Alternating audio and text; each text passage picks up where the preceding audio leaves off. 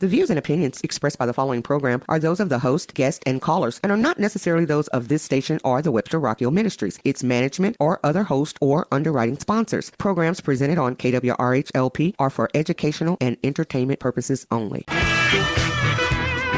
Welcome back to In Tune. This is Arnold Stricker with Mark Langston. What a great conversation we've been having with Lynne Jackson, president and founder of the Dred Scott Heritage Foundation. By the way, she is the great-great-granddaughter of Harriet and Dred Scott. Just a minor detail there, folks. No big deal. Yes, it is. It's fabulously honoring. It is. It's a huge deal. Yeah. We ended the last hour about how they had gained their freedom. Right. And let's continue the story. Well, let's go here. They did get their freedom on May 26th of 1857. And the wrap-up of it is that Dred Scott lived a year and a half a free man. And I always say God has a sense of humor, because he actually passed away on September 17th. And for sincere and true history buffs, they will know that that was Constitution Day. Oh. And the irony of it just cannot escape us. Mm-hmm. Because Dred Scott and his case, after the war was won, and we're not going to talk about the Civil War, but we know there was one. Right. After the war was won, the 13th, 14th, and 15th Amendments were established to rectify some of those ills, mm-hmm. especially to end slavery with the 13th, and mm-hmm. to give citizenship to all men and women born or naturalized here. And that meant all former slaves were now citizens. Mm-hmm. And all of their children will be citizens mm-hmm. if they're born here, because Justice Taney said that neither they nor their descendants will ever be citizens. Right. So the 14th Amendment is very important to African American. And then the 15th, which gave the right to vote to everyone except women. So former enslaved men were now able to vote. So the 13th, 14th, and 15th Amendments are also considered and often called the Dred Scott Amendments. Right. Okay. Like, take that, Judge Taney. Right. Yeah. Oh, well. Well, yeah. We gave it to him a little later, but we'll talk about that. There's a very, very cute story about that. Because you met his descendants, too, correct? Yes. Really? That would be a very interesting story. We'll get to that. Okay, shortly. all right. Comfortable. You've got me going now. I know, right? And I said we're going to dance around, but I'm going to keep us on the... Okay. We want to finish this story right here. Yes, we do. So Mark's taking notes. I am. I'm loving this. So Dred passes away, sadly, and goes to his reward, I'm sure. Constitution Day. That just kind of really gets me. I love it because if you don't know this, and you probably do, but Thomas Jefferson and John Adams, both authors and signers of the Declaration of Independence, passed away 50 years to the day, July 4th, 1826, sorry, right. 1776 to 1826. On the 50th anniversary of the 4th of July, both of those men, both of those presidents died within hours of each other. Right. So, I'm saying, that happened, and then Dred Scott dies on Constitution Day. Just a coincidence. Just a mere happenstance. Mm-hmm. But God bless him, he did have his freedom for some years, and he died of tuberculosis. I like to share this part before I go to Harriet. When he passed, he was buried in a cemetery that most people have never heard of and will never see, Wesleyan Cemetery. Did you know that? No. What is it? Wesleyan Cemetery. It was at the corner of Grand and Laclede, where now stands St. Louis University. Louis U, right. And I'm like 95% sure this is the case, but I think because they were thinking about St. Louis U, that land was needed, and it was a slave cemetery, so it was going to be abandoned at some point. And the same gentleman, Taylor Blow, who bought those freedom bonds for them and freed them, same gentleman who found out that they were going to do this, had Dred Scott removed and interred at Calvary Cemetery, which is why he is there now. And for over 100 years, his grave was unmarked. At Calvary? Mm-hmm. It was unmarked. It was there? only found that he was there in 1956, Wow. just in time for the 100th anniversary. 65 years ago. Yeah, and Father Dowling of the Baden Society was going through some papers at the Calvary office basement and found Dred Scott buried at lot 177. So he was Catholic? Were they Catholic? No, that's always a good question. They Okay. were not Catholic. In fact, we didn't even talk about that, but they went to the church, which is now Central Baptist, Okay. and names are on the roll there, but that church has never ceased to exist as a church, so that church body is the same.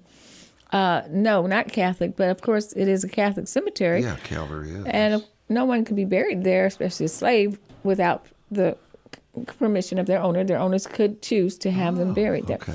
So the thought is that people think that maybe he was going to be buried there, but his family, I'm talking about the Blow family, they're all buried in Bell Fountain, which is across the street. Right next door. I've lived here my whole life, and I didn't even realize until some years back that those are two separate cemeteries. They look Right. identical, They and do. there's only the main street that divides them Right. from West Florissant to Broadway. Right. But one, I guess what would that be? One on the south side is Bell Fountain. The one on the north side of the street is Calvary. So Dred is over there by himself, and the Blow family, including Taylor, ended up on the other side. That's something. But he did not want him to be lost in obscurity. That's the point we don't want to miss. So he paid for 3 plots to have him buried there. That's great. And there's 2 empty spots on either side because you couldn't bury a black person next to a white person, and that would guarantee that another purchaser would not be inadvertently buried next to a slave. So So he was buried in the middle. of the 3 plots. Wow. Yes. I have a diagram of it. Wow. So, there are some people, I've heard some people say, oh, that's not true, but I think it was. I think it was too. I I'm with think you it on that. was. Yeah, so. They don't know St. Louis history. No, they don't. Oh, wow. All right, so Dred is finally laid to rest in a prominent place. And so I'm going to share this next part, and then I'll tell you something we're doing, and then we can segue to what you wanted to ask. Harriet lived another 18 years. She died in 1876. And the 2 daughters, one did not survive much past 40. The other one lived to be 99. Oh, wow. Wow. So I share more about the 99-year-old one when I do a talk. Sure. But 18 years later, Harriet was not buried in Calvary. She's buried in Greenwood. And Greenwood is an African-American cemetery, which at that time was only 2 years old when she died. So that was a new cemetery. And never the twain shall meet. We can talk about that another day. But I think it's great that they're both represented in 2 different locations, actually. Mm-hmm. But very similar to Father Dixon Cemetery, which is over here in Crestwood area. Yeah, right. And so Harriet is there. I didn't really know where she was, and I'm sure that some elders in our family knew who probably had passed away. My dad might have been aware, but it never came up. So it was like, well, where's Harriet? Nobody knew. And nobody asked the few people who might know. Didn't know to ask them, didn't know them to be asked. So in 2006, not unlike Dred in 56, Harriet's grave was discovered at Greenwood by Ruth Ann Hager. And she was a certified genealogist, an expert in her field at the St. Louis County Library. And she was trying to write a little pamphlet for Harriet to do a talk, which she would do sometimes. That's what they do. But she was having trouble locating her information because there's so many Elizabeths, so many Harriets, so many. She couldn't figure out which one she was looking at. So she was told to call me. That's how we met. Ultimately, I gave her a name that gave her a clue and a key. She unlocked it, and that pamphlet became this book, Dred and Harriet Scott, Their Family Story. So this is a jewel right here, and it is, again, the quintessential true story of the Dred Scott family. Harriet's gravesite was unknown to us, but in 2006, Ruth Ann, through that key, discovered that she was at Greenwood. And it made the news. And I like to say that they both came out for subsequent anniversaries because he came out just in time for the 100th to know where he was. Mm-hmm. And she came out just in time for the 150th, mm-hmm. which is where I came into the story. Mm-hmm. But in each case, though, I love to refer to the Blow family, and I want to give them a shout out because I work with them too right now. They're fabulous people. I was going to say, yes. Are they in the area yet? Or? Not in St. Louis. Okay. Chicago, New York right now. Okay. And actually in California too. Okay. Yeah, I know several of them. They're doing great things. But I don't do that. I'll forget where it was. Sorry. And I did. Okay. We're talking about the graves. Okay, so she came out in 2006. However, a notable thing about the Blow family is that earlier we talked about Henry Blow and Susan Blow. Well, a granddaughter of Henry Blow, who was Miss Charlotte Harrison, bought the grave marker for Dred Scott for the 100th anniversary. Wow. Yeah. Doesn't it give you I was chills? wondering about that. Yeah. And you know, there's a picture of her. I have seen it. I'm still trying to locate it. We've kind of like not. I mean, when I say I've seen it, it was published. So I'm trying to find it. If anybody listening knows where I can find that photo of Mrs. Charlotte Harrison from Pennsylvania, mm-hmm. as I recall it, she was in St. Louis, and so anyway, the marker was there. Harriet, on the other hand, we knew she was at Greenwood and we knew she was in Section 6, but we did not know exactly where. So Etta Daniels, God bless her, and her father who's passed away, and people, like there was a set of Charlies, one black, one white. When I again came like into the picture, they kept that cemetery as best they could. They did a marvelous job, but it overruns in the summer. And so it's getting more help over the years now. Found out that Harriet was there. Lizzie is also there. I suspect Eliza is at Wesleyan because of the timing that when she died. Mm-hmm. She died after her father and before Greenwood was open. So I'm pretty positive that she's where her dad was, mm-hmm. but we won't probably ever really quite know where. Mm-hmm. But the really good news is, knowing that Harriet was there, we were in 2009 able to get, 2008, a beautiful headstone from her who came from a local mortuary, Austin Lane. And he donated a beautiful, beautiful pink granite headstone for her. And it's at the front of the cemetery because Etta wanted to do something to, make her known. And we had an idea of another, like a gazebo to be near there and a nice little place to go.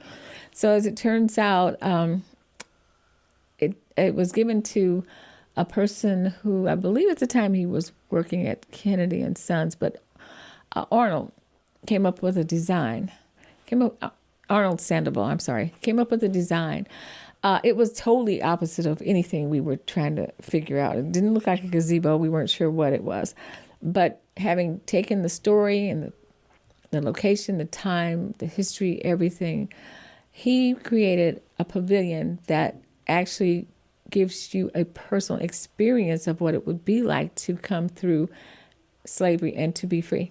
Okay. So, I can't spend a lot of time on this, but I got that feeling when I did walk through it the first time. And I would just suggest that you go there and try it. Just go to the open back and walk through the front. And you'll see that there's this exhilaration, that there's this open freeness that you feel. And once we understood, it was like, yeah, that's fine with us because it was an unusual lopsided kind of looking design thing. Right. But it really is extremely meaningful and impactful. And we still thank and appreciate everybody who participated in that. Mayor Slay helped. One of the contractors poured the cement for us. One of my board members purchased the wood beams. And the only thing we had to buy were the bolts. And so it was just an idea that just came to life immediately. So the second year after the marker, we went back and installed and dedicated the pavilion. So we call it Harriet's Hill, and she's there. now we know exactly where she is. Etta and her teams and the volunteers out there, the school districts, the organizations, some of the big corporations who send people out on work days have helped to uncover so much. And Etta's got well over 50,000 names documented. We can find where people are. If you have someone at Greenwood, you can probably find out where they are because Etta has made this her life's passion. Wow. So now we know where she is and we know where Lizzie is. And when I leave here today, I'm going there. And we're going to look again with one of my board members, Sarah, and we're going to see exactly what kind of markers we would like to put there. And we're going to hopefully issue a GoFundMe campaign and ask people to help us to buy the appropriate markers to actually mark their actual places. Now, the one in the front is going to be the showcase, so we're not going to try to outdo that. Right. And, there are a lot of flat ones, and no one's ever buried there anymore. So it's close. I see. But we just have something there to identify that she's here. But I did tell them that we were going to help and get some actual markers. So that should happen, I hope, this year. Yeah. And we'll keep you notified when that kickoff is. Absolutely. And help us spread the word. Because, Absolutely. And then with Dred, his marker at Calvary is nice, but literally Father Dowling said, this is but a humble marker. If ever someone someday wants to do more, it's fine. Right. And that helped me to have free license to embellish his place because you can ride right by it and not know it. And this happens all the time. And so we'd like it to be a little more prominent. And we have some ideas of ways to make it so that if you get close to it, you can find it. Or maybe from far away, you can say, oh, it is over there. Right. Because it's a big, huge, huge cemetery. Yeah. And it's kind of hard to find it if you don't know where you're going. Right. It's not There's like some it's large monuments there that have huge. Huge. noteworthy people. Oh, yeah. Oh, yes. Was there any thought of moving him to be with her? Oh, never. Never? No, Okay. for two reasons. One, if you're in Calvary, you don't want to go to Greenwood. Okay. Because Greenwood has not been able to be Removing her. endowed Okay. I to see. be maintained. I mean, this is just hand ground, pulling weeds every year. Volunteer people to keep things going. Yeah. I mean, Etta, she deserves some kind of national medal for trying to do Right. it this way. I'm sure others have done it too for other cemeteries. But Okay. but anyway, no. The question I usually get, you just asked it the other way around. Most people Right. say, can she be buried with him? Right. And the answer to that also is no, because the sad fact of the matter is being buried there 2 years after it opened and having a reality, and I don't know the evidence, but the reality that sometimes slaves could be buried as many as 6 deep. Right. If there is someone else there, or more than one, or more than 2, Gotcha. we don't know Right. which one would be her. So I don't know. Just wondering. Yeah. Yeah. Nope. So I think, like I said before, they're both represented well in 2 Yeah. very historic cemeteries. And aide to Abraham Lincoln is buried at Greenwood.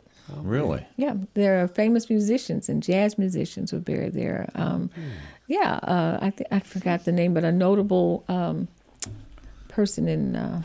I did look that up on their website. They have that. who's that notable person? I'm going to have to I think there pull was a that murder that victim or page up there. somebody there who's well known.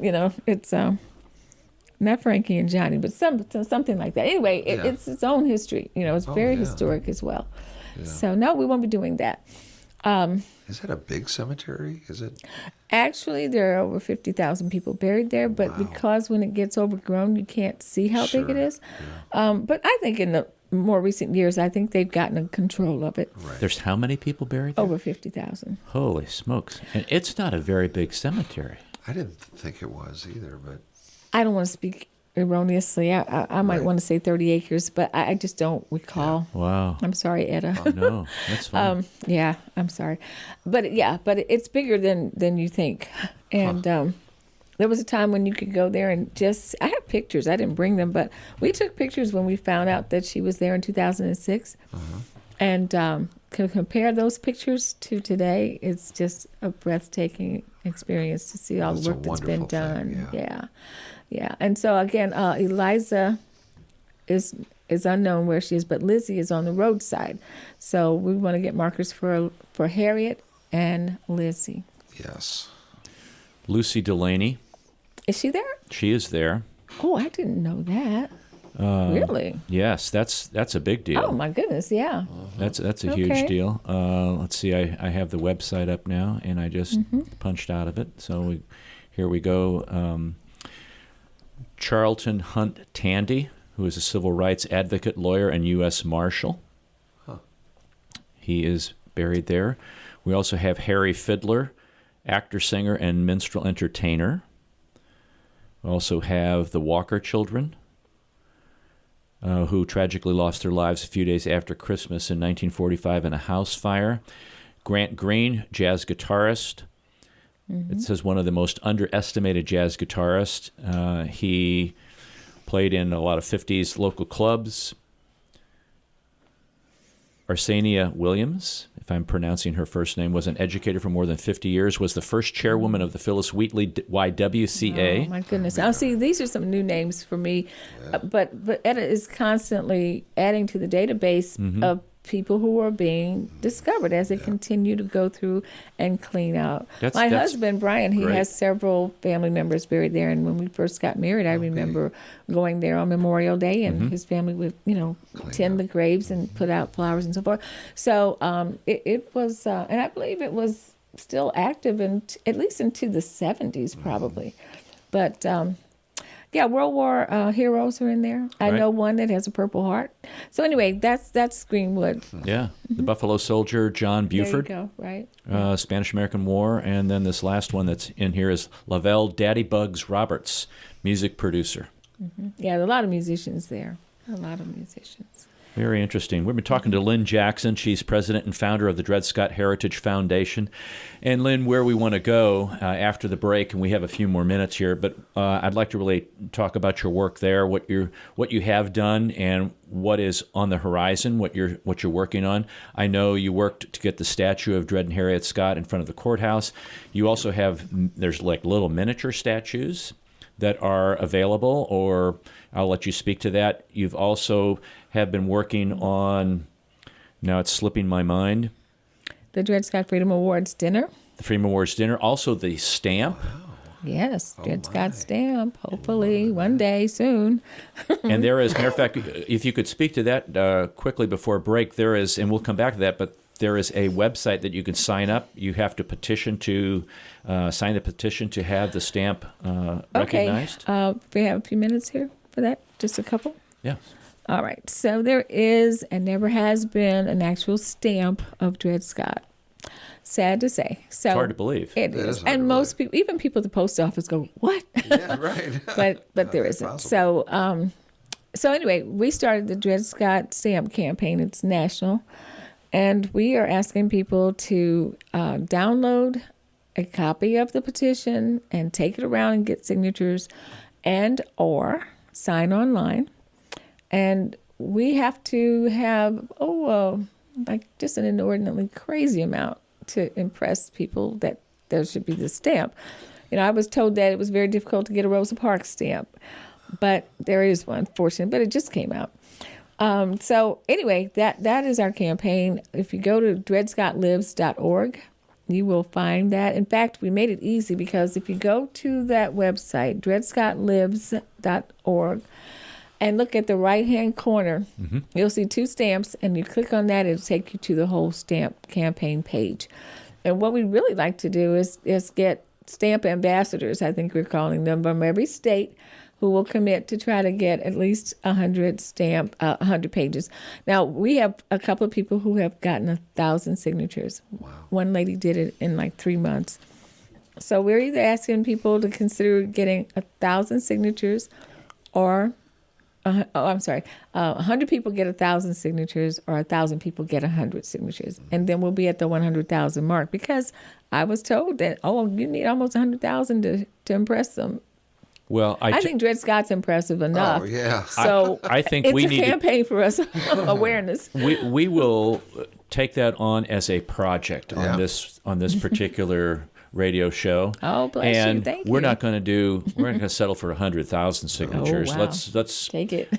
let's add another zero to that. Oh, wow. Oh, really? Oh, Oh, you are so ambitious. I love that. I love it. You know, we can dazzle them with 100,000 or blow them away with Blow $1 them million. away. Well, let's blow them away, I say. Thank you. I think so too. So we will make that a project of the In Tune radio show. Thank you. I have a national coordinator in Florida, Mary Sternberg, who raised a lot of money for the statue. And once she heard about the stamp, she was on it. So we have a network of people that can help. We do. This. We have connections too. Yeah, we will do that. We will be back. We've been talking to Lynne Jackson. This is Arnold Stricker with Mark Langston of In Tune. You're listening to KWRH 92.9 FM, your community radio station in Webster Groves, Missouri. We're amped up here on In Tune because we're talking to Lynne Jackson, president and founder of the Dred Scott Heritage Foundation. And folks, if you have not heard the conversation in the previous hour and a half, you need to check it out on Apple Podcasts or SoundCloud when we post, or the video will be available on Facebook on Radio 63119.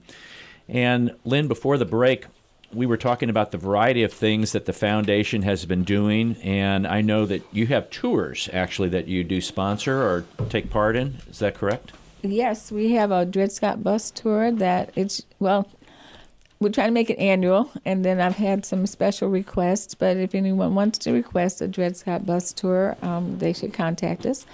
And the best way to contact us is at info@thedredscottfoundation.org. That would be the best email way. But the Dred Scott tour is locally, and it's about different places where Dred Scott is currently recognized. I had one lady ask me on the first tour, well, where are you going to go? To the courthouse and the cemetery?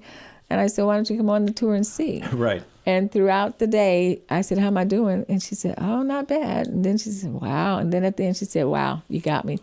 So we know a lot of secret places where he is, and people drive by these places every day and have no clue that this historical person is either being part of a mural or maybe even another bust is out there. There are two, actually.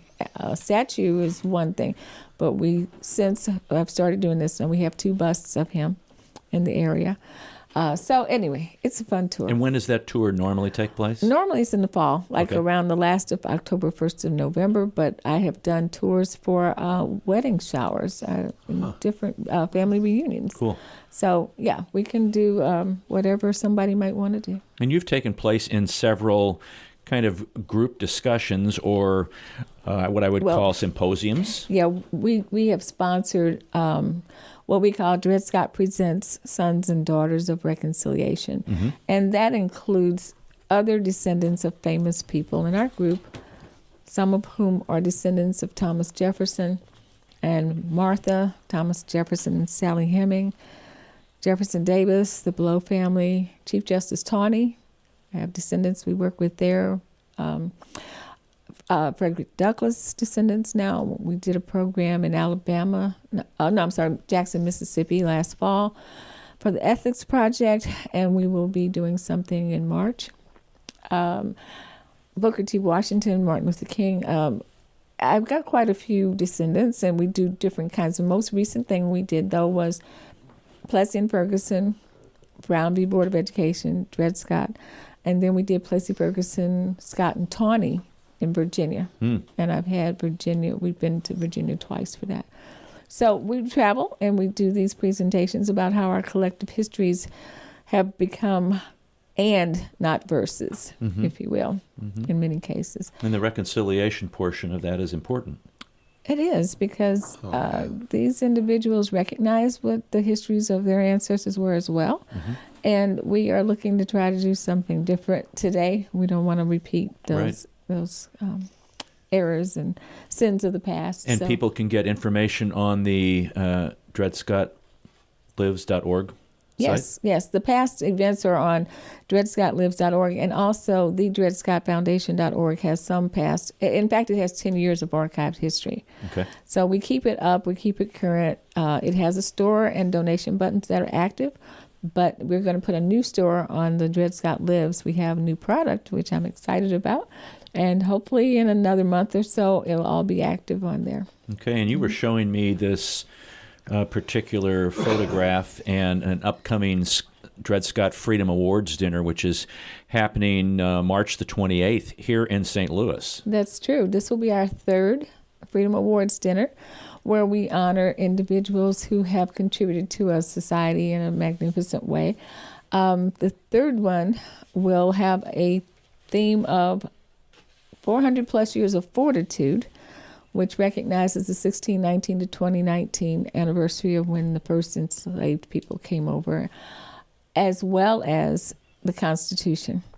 And we were very fortunate that, I guess it was 2016 maybe, I filmed a segment for a constitutional documentary, a PBS 3-part program called A More or Less Perfect Union. And it just came out on January the 24th and 25th. The producer, it was the brainchild of Judge Douglas H. Ginsburg, and he's of D.C. Court of Appeal. Now, he, as it turns out, is going to be here at the dinner as our honorary chairman. We're going to show a portion of that, a brief segment of it. But this year, on February 3rd, was the 150th anniversary of the 15th Amendment that I said gave the black men the right to vote. Yes, black men. And then it's also, as we must know, the 19th Amendment, which gave all women the right to vote. Right. That whole thing about everybody gets to vote at the 15th, Virginia Minor fought that here in St. Louis at the old courthouse too. Right. And she lost, but that's where the women's suffrage movement came from. Right. Yeah, and of course the ladies in New York, Miss Katie Staten. But these two anniversaries, the 150th and the 100th, are also being recognized. So we have a lot to commemorate and celebrate this year. But mostly we're excited that the judge is going to come down and that this documentary is out. It couldn't be more timely. Oh, yeah. But we have 17 people that we're going to honor. And you'll be seeing a lot more of it in the press. I've done other radio shows and so forth. Please, everybody, go there and sign up. We'd love to see you there. Right. That's Saturday, March 28th at the St. Louis Hilton Frontenac Hotel on Lindbergh. And you can go to the website, dredscottlives.org, to get more information about that. Right. And where the contact is for tickets, et cetera, like that. There's also an induction in April into the 2020 Missouri Public Affairs Hall of Fame for Dred Scott. I was reading also, and there's just a lot of things that you are really involved with, and you really didn't plan to do that, did you? No, I sure did not. There are a couple of bills in Jefferson City now that are out there that have to do with Dred Scott, so we're going to be looking into that to see how far they may go. But no, it wasn't my original plan. My original plan was, that I love biblical apologetics and I love the Bible, so that's what I was doing when I wasn't on a job. But it all comes together. It all works together because, we're told to be ministers of reconciliation. And as reconciliation was the third leg of this trip, commemoration, education, those two were very clear to understand. They were very easy to do. But I wasn't sure what reconciliation was all about. Right. I mean, I knew what it was, but I didn't know what I was supposed to do with it, And I just obeyed and put it on the marquee, as it were. But God had other plans, and he said, you just obey me, and I'll make it work. So in light of that, I have met these descendants that I mentioned to you, but I always thought it would be extra special to meet the Tawney family. Mm-hmm. And I really figured that it would take, a couple of years to warm them up to the idea that they might want to work with me. And they actually found me. Wow. Yeah, they did. There's a play that Kate Tawney wrote, and she and her father, Charlie, are the two that I connect with the most in our project, but their whole family is very supportive, pretty much. She wrote a play about our descendants. Get this right. She wrote a play about descendants of Tawney and Scott meeting in a coffee shop.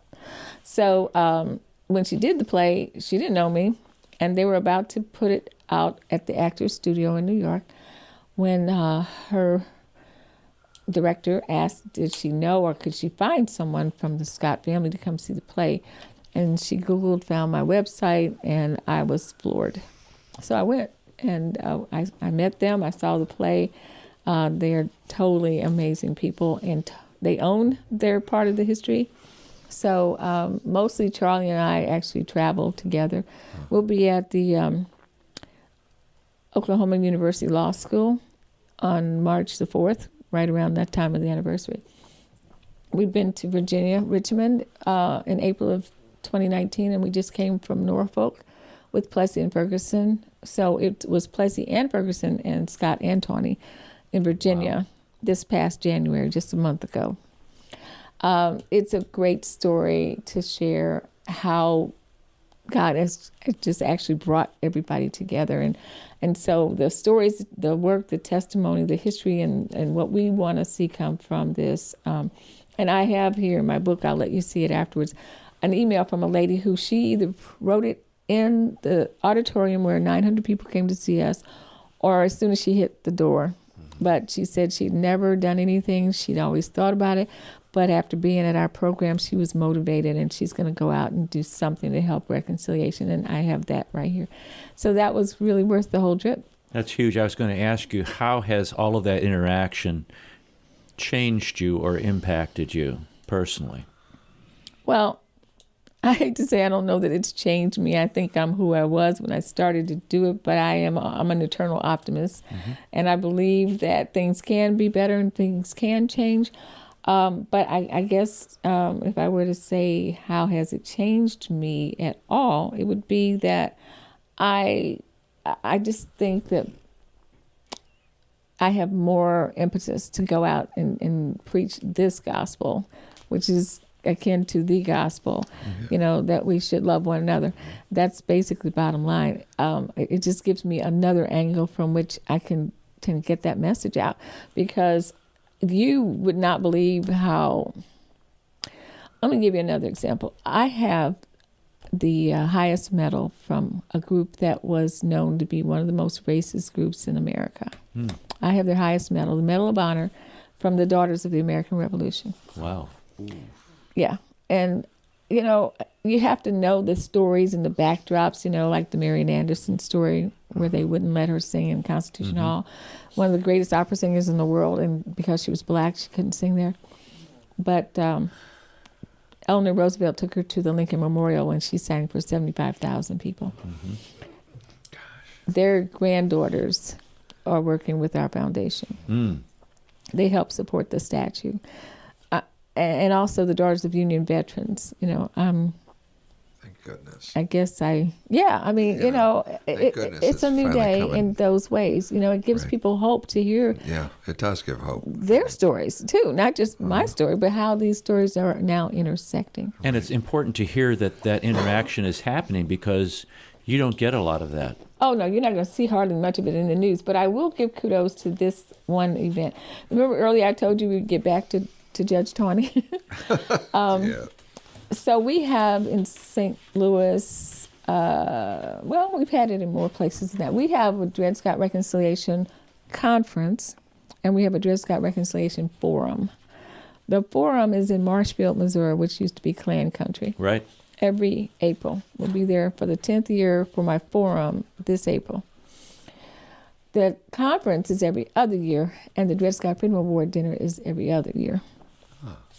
When we had our first conference, and then another day on the 160th anniversary of the Dred Scott decision, Charlie Tawney and I were in Annapolis, Maryland, and in front of the statue of his ancestor, he apologized publicly with news cameras and everybody. It was on the cover, it was in over 200 newspapers on the cover of most of them, that there was this historic apology on the 160th anniversary.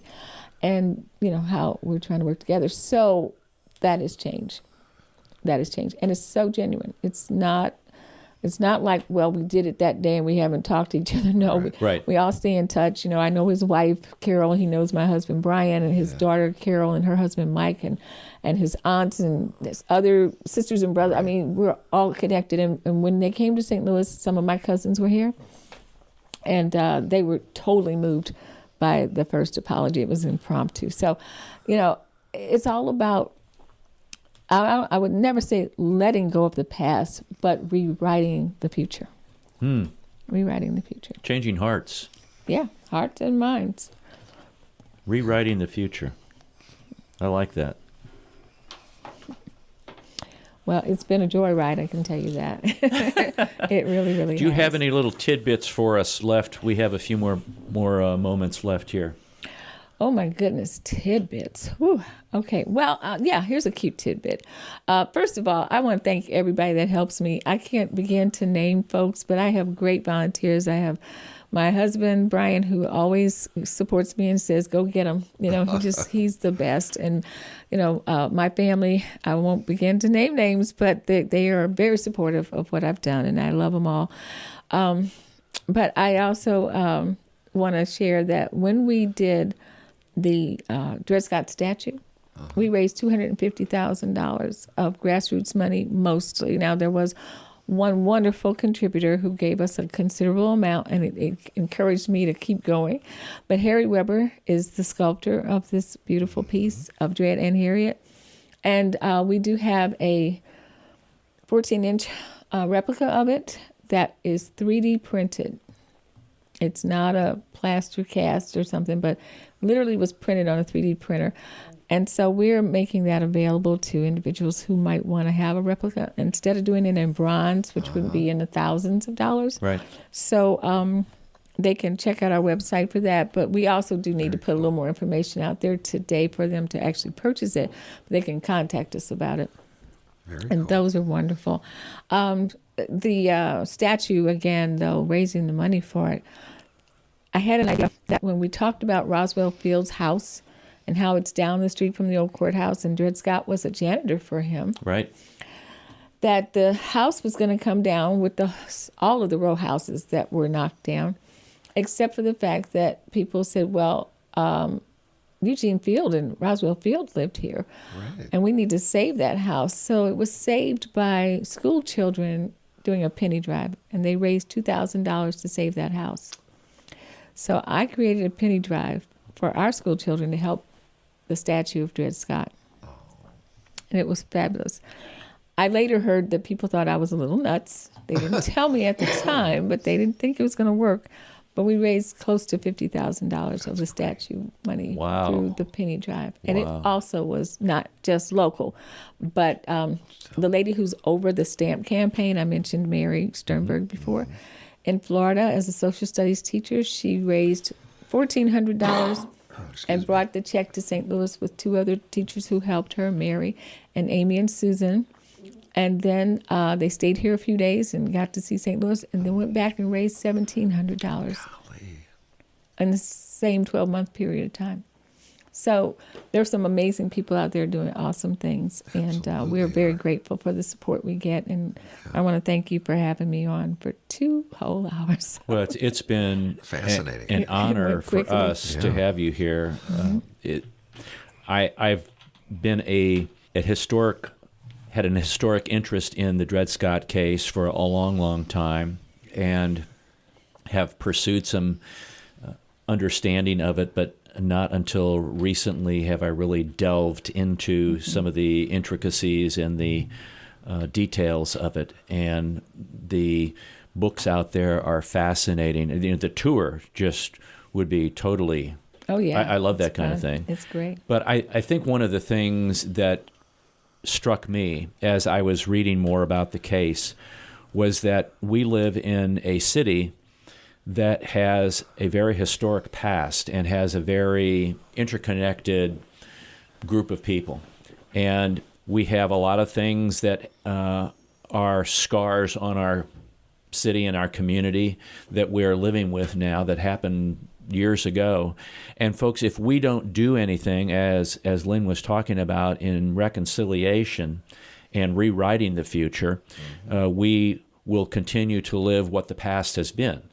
And it all begins not with a group or everybody standing up and going to a march. This is my personal opinion now. Remember, the views and opinions expressed by the guests and hosts are those of the guests and hosts, and not of the station or station manager. It's something where we all need to individually get involved and become a part of rewriting the history in a positive way.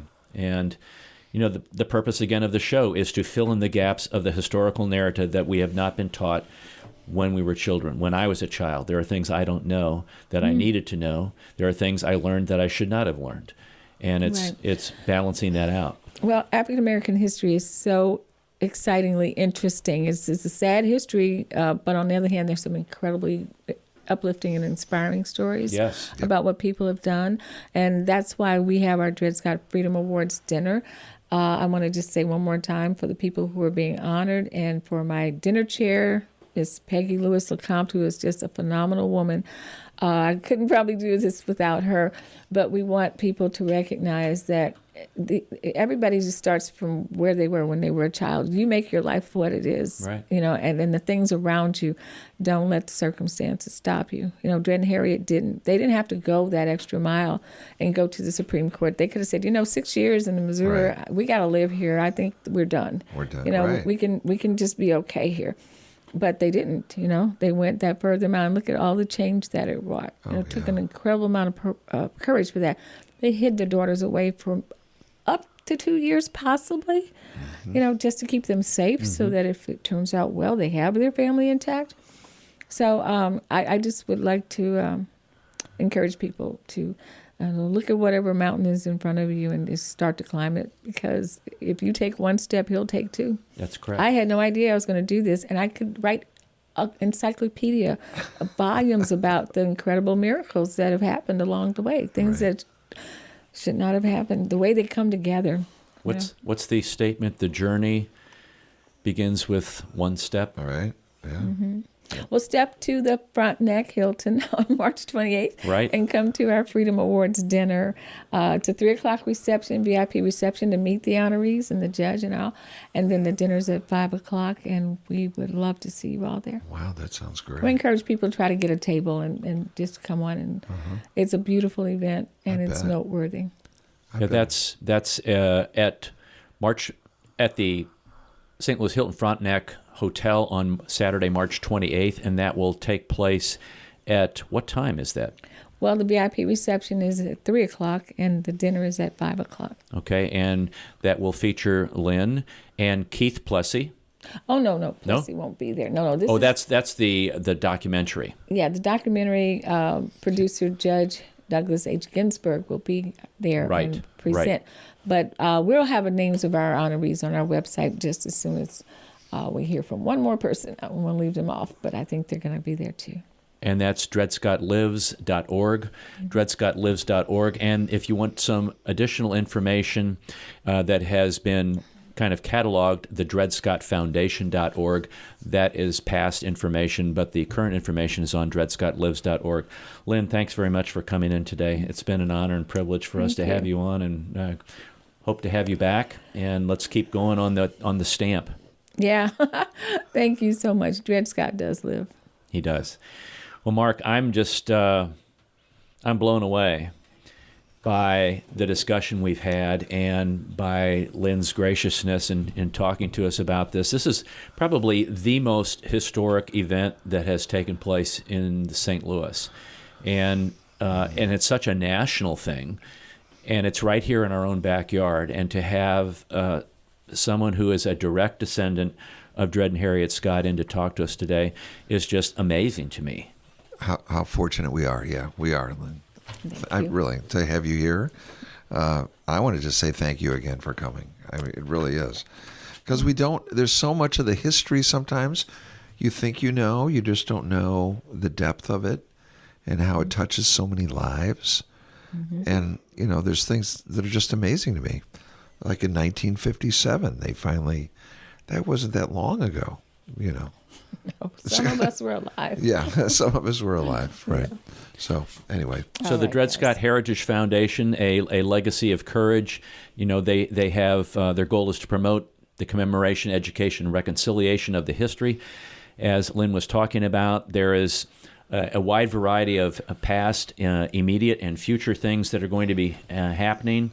It's to honor and remember what Dred Scott and Harriet Scott really went through to provide many African Americans their ultimate freedom and the recognition of the, as Lynn was stating, the 13th, 14th, and 15th Amendment, which are referred to as the Scott Amendments. Dred Scott Amendments. So a very, very important time in our history.